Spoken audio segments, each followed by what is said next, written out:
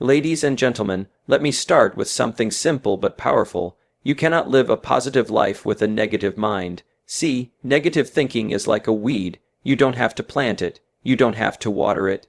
You don't have to give it sunshine or fertilizer.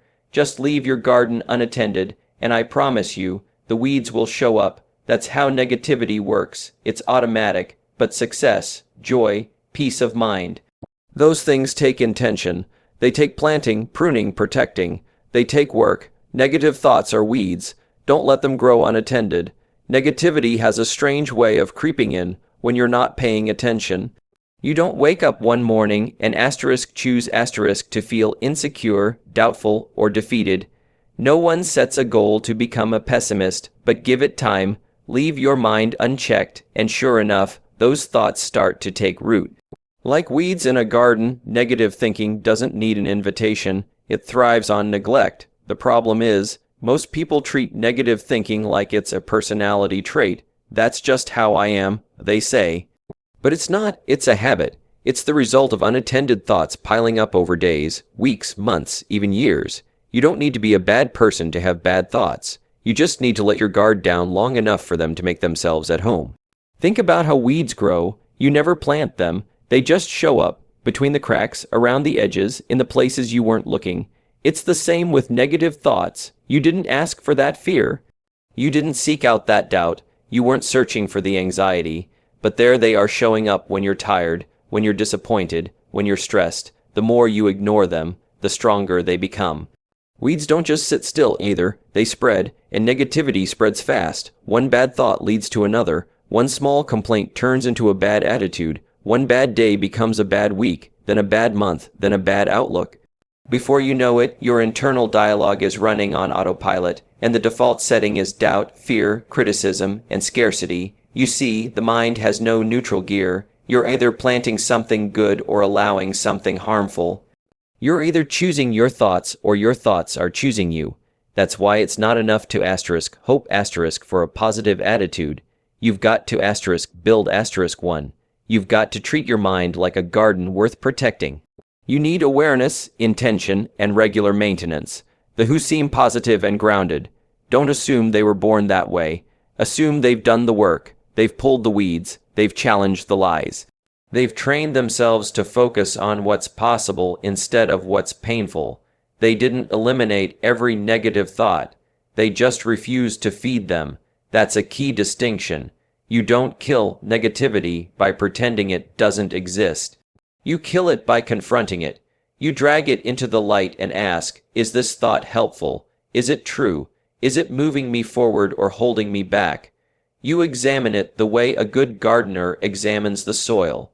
If it's rotten, you toss it. If it's choking out the good, you remove it. You don't justify it. You don't cuddle it. You don't call it realistic. You get rid of it. Now, let's be honest. This isn't a one-time job.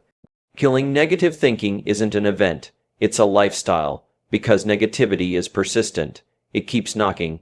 It shows up in new disguises, disguised as caution, disguised as sarcasm, disguised as being honest or realistic.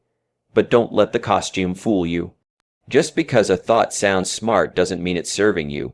Some of the worst weeds have the prettiest flowers. And here's something else worth remembering. Weeds don't just harm themselves. They rob the nutrients from everything around them. Negative thoughts do the same thing. They rob your energy. They steal your creativity. They drain your confidence and slow down your progress. They pull from your relationships, your health, your work. You might not notice it at first, but over time, your entire environment starts to shift. And here's the worst part. Once weeds take over, they start to feel normal. You forget what the garden was supposed to look like. You forget what it feels like to walk around with a clear head, to believe in possibility, to wake up with hope instead of dread.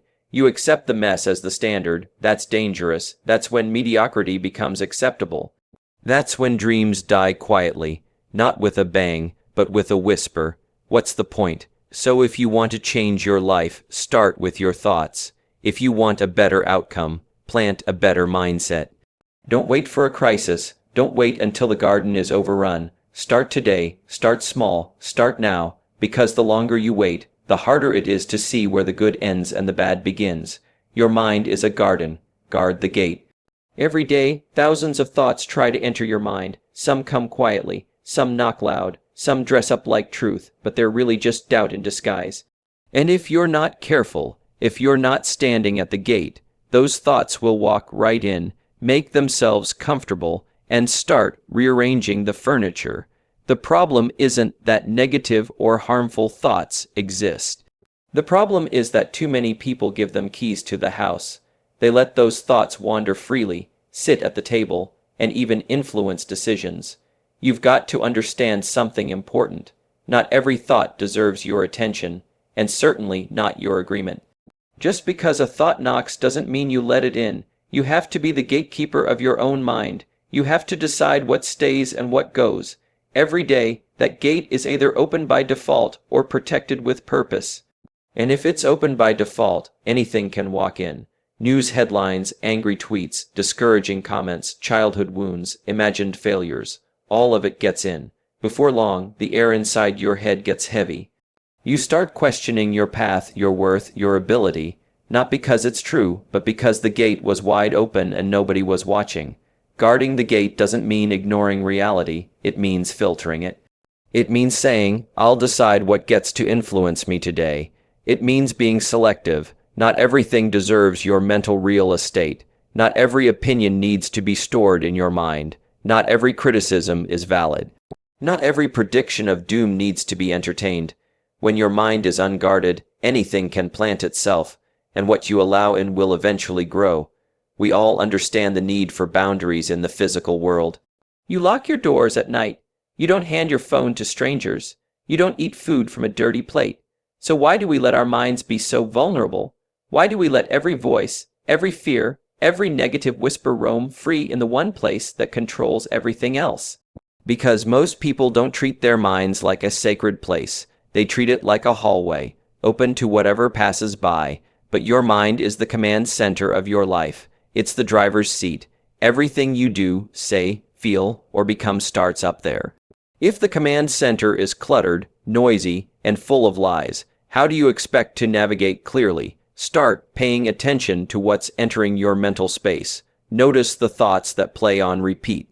Whose voice is that? Is it your own, or something you picked up from a past failure, a critical parent, a jealous friend, or some online stranger who doesn't know a thing about you? Because here's the truth. Just because a thought asterisk feels asterisk familiar doesn't make it asterisk true asterisk. And just because it's loud doesn't make it asterisk right asterisk. Part of guarding the gate is learning to challenge what enters. If a thought tells you you're not good enough, don't accept it like a package on your porch. Ask it questions. Where did you come from? Who sent you? What are you trying to stop me from doing? If a thought says, this will never work, don't just nod along. Push back. Say, based on what? Interrogate your thoughts the way a bouncer interrogates someone trying to sneak into a VIP room. If they're not on the list, they don't get in. You also need to be intentional about what you asterisk do asterisk let in. It's not just about keeping the bad out. It's about inviting the good in. You've got to feed your mind on purpose. Positive books, wise mentors, meaningful conversations, gratitude, truth, inspiration. These are your seeds. These are your defenses. These are the reinforcements that keep the gate strong. If you only react to what comes, you're always playing defense. But if you choose what to focus on, you begin playing offense. You become proactive, not just protective. The most successful, resilient people you know, they don't leave their gates unguarded. They've trained their minds. They've created filters. They decide what belongs and what doesn't. They're not perfect, but they're asterisk aware asterisk, and awareness is the beginning of mental freedom. You don't need a perfect past. You don't need a genius IQ. You need to be the one who stands watch, who says, not today, to the lies, who says, this space is mine, who builds a mind so well defended, it becomes a place where ideas flourish, dreams grow, and fear finds no shelter. What you allow, you invite. Every thought, every word, every action is an invitation. It's either opening the door to progress or holding it wide open for pain. The tricky part is, most people don't realize they're inviting the very things they wish to avoid. They think they're simply observing reality. when in fact they're participating in shaping it moment by moment through what they tolerate, what they entertain, and what they speak over their lives. You allow a little fear, and suddenly you've invited hesitation. You allow hesitation, and soon you've got missed opportunities sitting at your table. You allow self-doubt to linger, and now you've got imposter syndrome unpacking its bags. It all starts with what you permit, because the human mind doesn't just reflect reality, it creates it. The most dangerous phrase in the language of the defeated is "it's not a big deal." That's the excuse people use right before they compromise, right before they accept a thought that's working against them, right before they lower their standards, their focus, their commitment. Every small allowance adds up. Every little compromise has a consequence. You don't lose your edge overnight. You lose it in small decisions, each one chipping away at your potential like rust on steel. People allow negativity in the name of realism. They invite scarcity thinking because they don't want to be disappointed. They welcome criticism because it sounds responsible, but what they're really doing is opening the door to limitation. They're letting the wrong voices speak without challenge. They're permitting fear to speak with authority. And what you permit eventually becomes part of your identity. Think about the way you talk to yourself. If someone else said it to you, would you tolerate it? Would you allow a friend to say, "You're probably going to fail"? Or "Why even try? Of course not"? You'd call them out, but we let that voice live in our head rent-free, whispering the same nonsense day after day. We allow it because it's familiar, and familiarity, unchecked, leads to invitation. We confuse comfort with truth, and that's a costly mistake. And it's not just internal. What you allow from others, you also invite into your life. If you allow people to treat you with disrespect, you're not just enduring it, you're inviting more of it. If you allow constant complaining in your environment, you're not just hearing it, you're creating space for it to thrive. The energy around you is shaped by the boundaries you draw or fail to draw. People will treat you how you teach them to treat you, and thoughts will behave the same way. If you let negative patterns repeat, they will. If you give room to fear, it will stretch out and settle in. The world responds to the signals you send out. You think you're just thinking a thought, but thoughts become beliefs. Beliefs become behaviors, and behaviors shape outcomes. If you allow yourself to speak failure, don't be surprised when it answers the call. If you allow a lazy mindset to dominate, don't be shocked when you see mediocre results. The invitations are always being sent by what you focus on, what you dwell on, and what you believe is possible. You don't need a dramatic change to shift your life. You just need to start being more careful with what you allow. Don't tolerate thoughts that strip you of your power. Don't host emotions that drain you of your energy. Don't keep rehearsing conversations and scenarios that already hurt you once. What you play on repeat becomes the soundtrack of your life. Change the station. Every time you catch yourself saying, "I can't," you're extending an invitation to limits. Every time you replay your mistakes, you're opening the door for shame to stay a little longer. But every time you speak truth over your situation, every time you act in faith instead of fear, you're sending a new kind of invitation, one that welcomes growth, peace, confidence, and possibility. Even silence is an invitation. Ignoring a bad pattern doesn't make it disappear. What you don't confront, you consent to. What you don't challenge, you quietly endorse. You don't have to say yes for something to enter your life. Sometimes all it takes is not saying no. That's how self-sabotage slips in quietly, gradually, under the radar of your awareness. It feels like life is happening to you, but it's really just a reflection of what you've allowed long enough to become normal.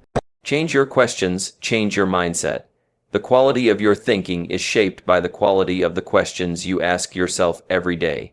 Most people don't even realize they're asking questions. But they are constantly, silently, habitually. Why does this always happen to me? What's wrong with me? Why can't I catch a break? These questions feel harmless. Some even sound honest. But behind every question is a direction. And behind every direction is a destination.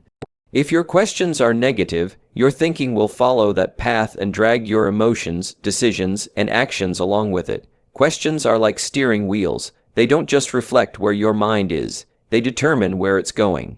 When someone constantly asks, "Why am I so unlucky?" the mind doesn't resist the question. It searches for answers. It digs through memories and past events looking for proof, and sure enough, it finds something, because the mind is loyal to the questions you give it. It wants to complete the loop. Ask a disempowering question, and your mind will deliver a disempowering answer. People spend their lives living in the answers to the wrong questions. They don't realize that what they ask themselves becomes the frame through which they see everything. If you keep asking, "What if I fail?" you'll train your brain to spot every risk, every obstacle, every reason to hold back. If you keep asking, "Why don't they like me?" your mind will invent stories and judgments that weren't even there. You become suspicious, defensive, insecure, all based on a question you asked yourself without checking if it deserved to be asked in the first place. Successful people ask better questions, not because they're smarter, but because they've trained themselves to think in a different direction. When things go wrong, they don't ask, "Why me?" They ask, "What can I learn?" When they face rejection, they don't ask, "Am I worthless?" They ask, "What's next?" They don't look for blame. They look for opportunity. And that shift changes everything. The question, "Who's at fault?" leads to bitterness, but the question, "What's within my control?" leads to growth. Same situation, completely different mindset. It's easy to fall into a loop of bad questions. Life hits hard, and emotions start taking over. The mind scrambles to find answers, but in that moment, the real skill is to stop and become conscious of what you're asking. Catch the question before it takes root. Replace it before it sends your thoughts down a path you don't want to walk. Instead of "Why am I stuck?" try "What am I missing?" Instead of "Why do I always lose?" ask "What can I change in my approach?" Even subtle differences in questions can shift your entire outlook. "What's wrong with me?" assumes brokenness. "What can I improve?" assumes strength and responsibility. One makes you a victim, the other makes you a creator, and that difference is the space where your future is built. Your brain is powerful, but it's obedient. It follows the questions you give it. It doesn't judge them. It doesn't question the question. If you feed it negative, self-sabotaging questions, it will work overtime to confirm your worst assumptions. But if you start feeding it questions that lead to clarity, strength, and forward movement, it will rise to the challenge. It will give you new perspectives, creative answers, better energy.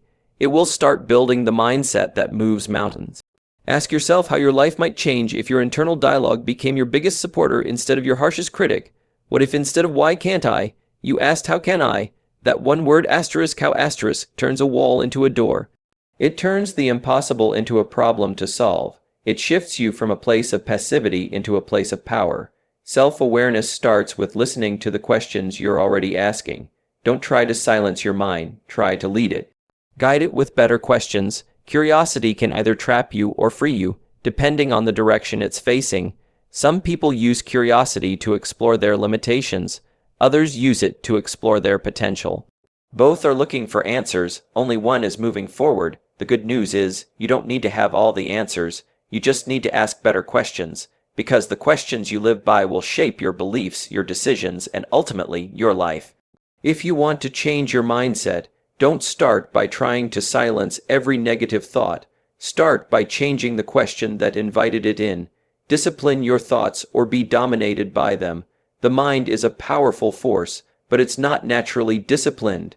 It doesn't automatically move in the direction of your goals or your best interests. Left unchecked, it wanders. It gravitates toward fear, insecurity, comparison, and distraction.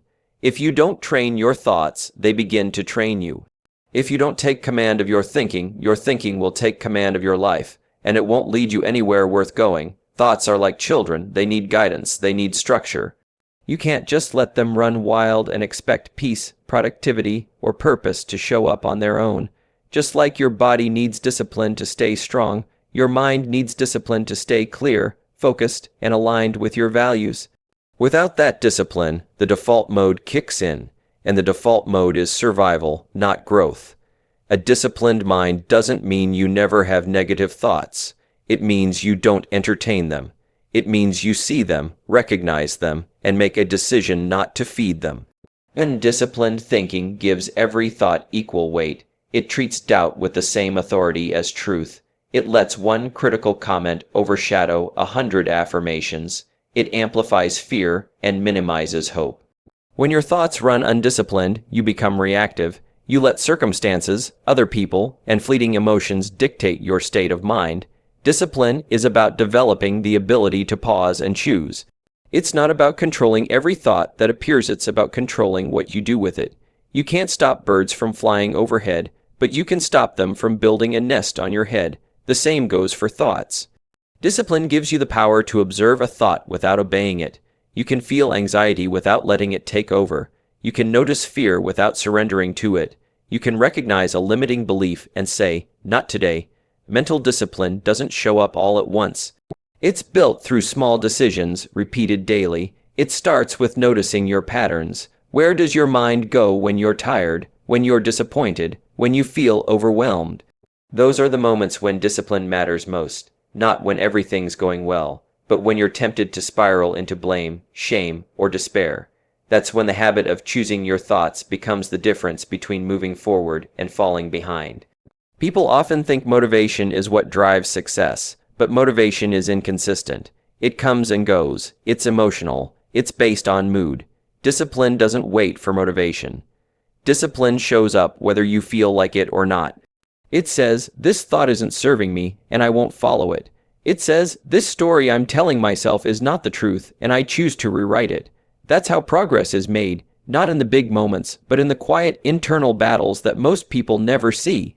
The discipline of thought also requires awareness. You can't change what you don't notice. That's why reflection matters. Journaling, meditation, or simply taking a moment to ask, "Is this thought useful?" can create enough space between reaction and decision. That space is where discipline lives. That space is where you reclaim your authority over your mind. In that space, you remember that not every thought deserves your belief, and not every emotion requires your agreement. The mind is like a muscle. If you don't use it intentionally, it weakens. If you let it carry whatever weight it picks up, it breaks down. But if you train it, if you give it the right thoughts to focus on, if you stretch it with new perspectives, if you push it beyond the limits of comfort, it becomes a weapon for your purpose instead of a weapon against your peace. A disciplined mind knows how to protect its energy, how to redirect its focus, and how to stay anchored in truth when everything around it is shifting. In a world full of noise, negativity, and endless distraction, the ability to discipline your thoughts is one of the greatest advantages you can have. It's not about perfection. It's about persistence. It's about catching yourself in the moment and choosing again, choosing strength over weakness, clarity over confusion, action over avoidance. It's about refusing to let a single bad thought ruin an entire day, or a single bad day define your entire story. Every belief you hold started as a thought, and every thought you keep starts as a choice. If you don't discipline that process, you'll find yourself believing things that were never true and living a life that isn't really yours. The question isn't whether thoughts will come. They will. The question is, who's in charge when they do? Surround yourself with positivity or be dragged down by negativity. You are the average of the 5 people you spend the most time with. This isn't just a catchy phrase. It's a reality that shapes your thoughts, your attitudes, and ultimately your life. Negativity doesn't exist in isolation. It's contagious. Just like a virus spreads from one person to another, so do the thoughts and feelings we absorb from those around us. The energy you surround yourself with seeps into your mind, whether you realize it or not. If you want to kill negative thinking, one of the most powerful moves you can make is to choose your company carefully. When you spend time with people who complain constantly, doubt everything, or focus on problems without seeking solutions, you're inviting that same energy into your own mental space. It's not just about their words, it's about the vibration they bring. Negativity drains your enthusiasm, clouds your judgment, and makes your own negative thoughts feel justified. Over time, the negative chatter from others starts to feel like your own inner voice, the lines blur, and you begin to wonder if you ever had a more hopeful perspective to begin with. On the flip side, when you surround yourself with positive, driven, and encouraging people, something incredible happens. Their mindset becomes a mirror and a magnet. Their energy inspires you to raise your standards. Their faith in possibilities challenges your doubts. Their focus on solutions pushes you to act instead of complain. You don't have to agree with every word they say, but the environment they create helps you guard your mind against the weeds of negativity. You start to believe a different story about yourself and your potential because you see it reflected in others. This is why environment matters more than most people think. It's not just about physical surroundings, it's about emotional and mental surroundings. Who do you call when you need advice? Who do you vent to when you're frustrated? Whose opinions shape your decisions? These are the gatekeepers of your mindset. If you let people in who feed fear, uncertainty, and limitation, they're planting seeds in your garden. But if you let people in who nurture hope, courage, and growth, they're watering your dreams. We all have to deal with negativity at some point, whether from coworkers, family, friends, or the media. You can't control everything or everyone, but you can control who you spend the most time with and what voices you give the most weight. Think about your habits. How much time do you spend scrolling through social media feeds that make you feel anxious or inadequate? How often do you linger in conversations where complaints dominate instead of solutions? Those are choices that shape your mindset just as much as the thoughts you consciously think. Protecting your mind means setting boundaries. It means saying no to toxic relationships or draining interactions. It means limiting exposure to news and content that fill your head with fear and hopelessness. It means being selective about who you trust with your energy. This is not selfishness, it's self-preservation. The quality of your thoughts depends on the quality of your inputs. Garbage in, garbage out. If you want to cultivate a mindset of possibility, resilience, and positivity, you have to guard what you consume. The people you surround yourself with become your sounding board and your support system. They influence your beliefs about what's possible. If your circle encourages growth, they help you build mental muscles that resist negative thinking. If your circle settles for excuses and limitations, they reinforce the prison walls you're trying to break through. This is why personal growth often accelerates when people change their environment or their community. Sometimes the quickest way to change your mindset is to change your company. Of course, it's not always easy to shift who you spend time with. There may be family ties, work relationships, or old friendships that are hard to let go of, but you can still protect your mind by managing how you interact. You can choose to engage less in conversations that drag you down. You can set limits on the time you spend with draining people. You can seek out new relationships that bring fresh perspectives and encouragement. Over time, these choices add up and create a mental environment where positive thinking can grow strong. Another thing to remember is that your mindset doesn't only respond to the people around you, it also influences them. When you commit to positivity, you become a light in the lives of others. Your confidence and hope can inspire change in those who may be stuck in negativity. Positivity is contagious in the best way possible. By choosing to surround yourself with good energy, and by being that good energy for others, you create a cycle of growth and encouragement that lifts everyone involved.